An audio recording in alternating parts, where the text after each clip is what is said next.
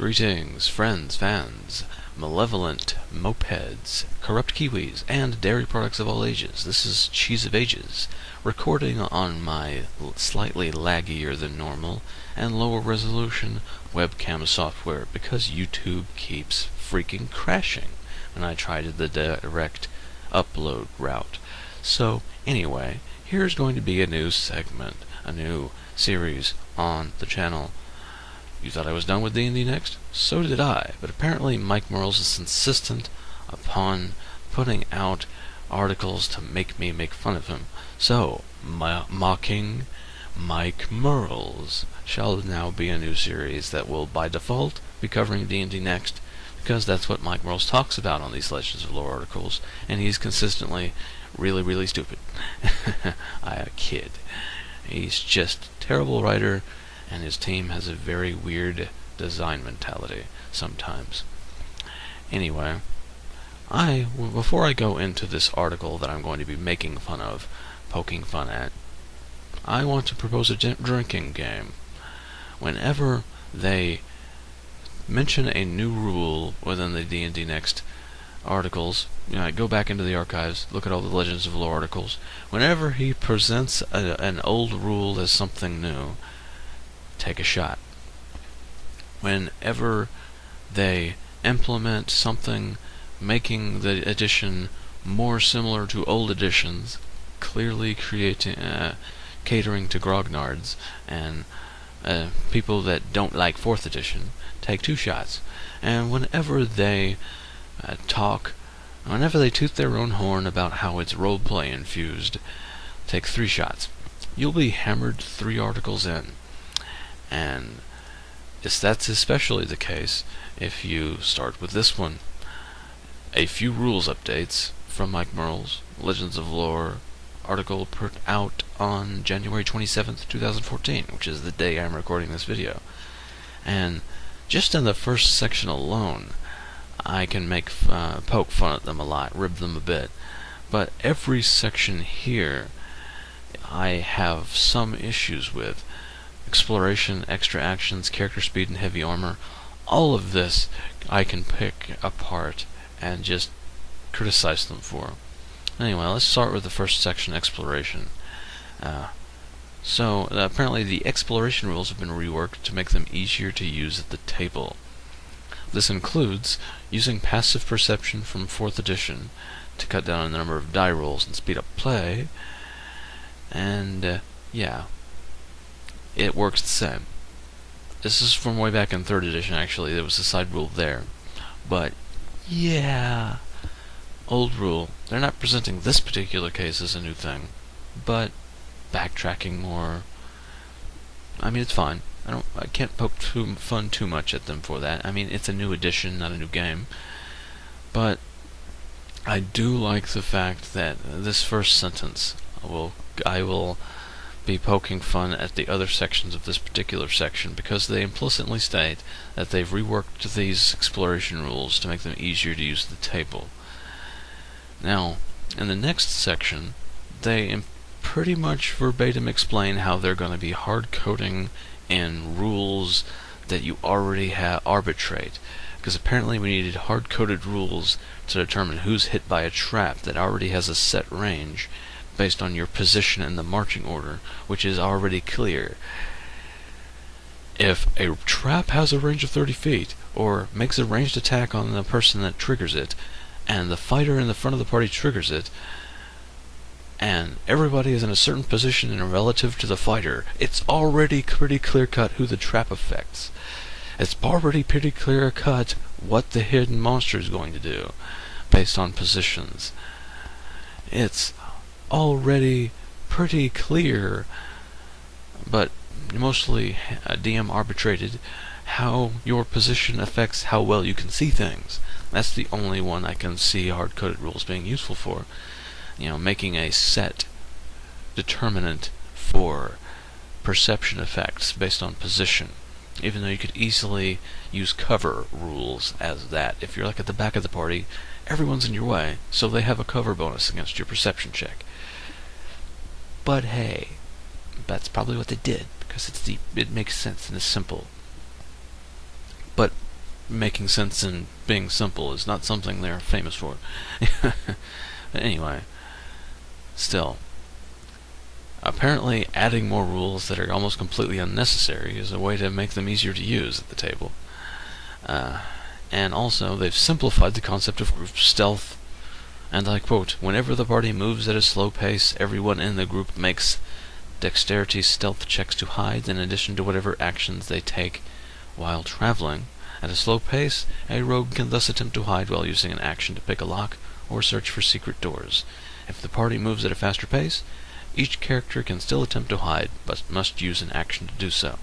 In other words, stealth works exactly the same way it always has, except we're terrible at writing, so we're actually implicitly stating that you have to be moving stealthily, even if you don't want to, because everyone in the group makes dexterity stealth checks to hide when moving at a slow pace. Because instead of using passive stealth, like would be common sense, we're going to actually make you roll it. Yeah. You know why they can't use passive stealth? Because the rogue is broken as frack with it, because it gets the entire skill progression immediately, and every rogue that will ever exist in DnD Next will pick stealth for one of them. So, if you use passive stealth, the rogue will automatically succeed and be nearly undetectable just by walking slowly. That's right. They've designed classes where they have to make everyone else's time at the table more complicated because the rogue's mechanics are broken pieces of shit. Yes, that's right. I'm suggesting that the rogue's design is so terrible that it breaks the game. Even more now. The rogue is so freaking OP as far as skill goes, it makes the game more complicated than it needs to be. Anyway, they've also nerfed stealth from previous editions because it takes an action now to move at a faster pace and still sneak, when previously you just suffer a penalty. Now you apparently can't move carefully while moving at full speed and swing something in your hands, or drink a potion, or do anything else. I can understand not being able to pick a lock while you're moving at full speed, but wait a second. At a slow pace, a rogue can thus attempt to hide while using an action to pick a lock or search for secret doors. This is more shit writing. I repeat, at a slow pace, indicating movement. He's moving. He's in motion. He's walking down a hallway. Can thus attempt to hide while moving down a hallway, while using an action to pick a lock. Why is the lock moving? Why is the rogue walking down a hallway at a slow pace and picking a lock at the same time? Damn it, Mike. Write properly. Anyway, I didn't even notice that until just now. Damn you, Mike. Proofread. Yeah. Anyway, the rest of that particular section I can't really make up a ton of too much, because they just basically say they standardized some things. So, yeah. It doesn't really... nothing I can make fun of. But extra actions I can poke fun of, because extra actions. The playtest process showed us that gaining an extra action in return in combat can lead to a lot of overpowered combinations. In addition, letting characters stack up extra actions can seriously bog down the game.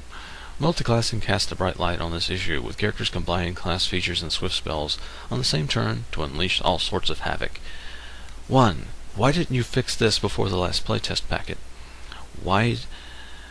If it was just an issue with the last playtest packet, why didn't you release one more packet to fix it, so that people could have an actually not broken piece of shit playtest packet? Also, why didn't you notice this sooner? This is a sort of thing The playtest packet released to the public is after testing internally. This means that your entire testing staff and your entire writing staff and your entire editing staff didn't notice something so obvious as you can stack up extra actions and fuck up shit. I seriously doubt the quality of your testing and staff and editors now. Oh wait, we all already knew your editors are complete shit. From previous incidences, including this article. But yeah, that's just freaking funny. Basically, this is also somewhat, I can give them that they've patched it in the form of this article that not a lot of people might necessarily read. But if you want to include a fix for this particular problem, basically they're just put in a rule where you're limited to 1 bonus action per turn, and changing the labeling on things as bonus actions where appropriate. So, yeah, they kinda, sorta put the fix out there into the public eye, but it's not in the materials where it should be, like actual people that knew how to run a playtest would do. Anyway, it doesn't matter. Playtest's over. They stopped taking feedback for some reason. I don't know why. This playtest is over. I don't know why they ended it. It just reinforces the fact that it wasn't a beta like they initially proposed it as, because if it's still being tested internally, that's the beta. It's very, very clear that we were alpha testing it. Anyway, the third section I can't really make fun of too much about the changes they make, because I agree with them. If you have a certain level of strength, you can use armor more easily. Basically, armor doesn't slow you down anymore unless you have a strength of less than 13. If you're pretty strong, you can walk around in heavy armor okay. That's fine with me. I enjoy that being stronger makes you use armor more easily. That's nice. But the thing that I can kind of poke fun of is the second paragraph of this thing. The speed penalty for smaller characters and dwarves does not differentiate them from the other races in any interesting way.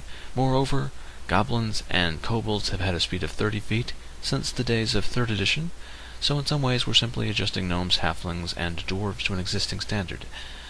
Basically, dwarves and other smaller races now move at 30 feet. Never mind the fact that that now takes away some of the flavor of goblins and kobolds being all scurrying, quick, little, cowardly things. Taking flavor away from goblins and kobolds are also taking away something that differentiated dwarves, gnomes, and halflings from other races and goblins and kobolds, because it's not interesting to move slower. That is such a screwy mentality for design. Oh, it's not cool, so we're going to take away a characteristic. Them being different because they're slower isn't interesting, so we're going to remove it. That is very faulty logic. That's borderline saying that me having gray-blue eyes isn't interesting, so I should put on contacts to make my eye color the same as Mike Mearls'. Everyone should have the same eye color because having different eye colors isn't interesting. I'm stretching it, but yeah, it's not interesting, so they shouldn't be different in this way. It's wonky design mentality. But then again, this is the same design team that made it where gnomes come out of their mother's wombs with tool belts on. So, yeah. Anyway, Mike Mearls, I salute you for giving me comedic material. And for those of you that don't know, Mike Mearls is the senior manager for the senior manager for the D&D research and design team. He has worked on the Ravenloft board game, along with a number of supplements for the D&D RPG. I'm reading directly off the page. Also, a little known piece of trivia, he was one of the major designers for the Warlord class in D&D 4th edition, one of the single most broken classes in the entire edition, because it could enable people to do their job better and more often, and it was just insane. The cleric was also very incredibly powerful to an extent, but still, interesting bit of trivia. Mike Mearls was a major contributor to the design of the Warlord, and my favorite class, I'm ashamed to say, since it's Mike Mearls wrote it. I kid, but still, it was freaking OP. And did not work properly. Well, it worked properly, but it worked too properly, is what I'm saying. Anyway, I'm rambling and not being any amusings at all, so I will just go ahead and end the video here until we have more materials to make fun of Mike Mearls with. It shouldn't take too long, because they're just so screwy in their design mentalities, and so happy and excited about things that already exist, and just misguided in their perceptions. Anyway, this is going to be Cheese of Ages signing off. Maybe I'll think of a better outro than that eventually. Kumquats.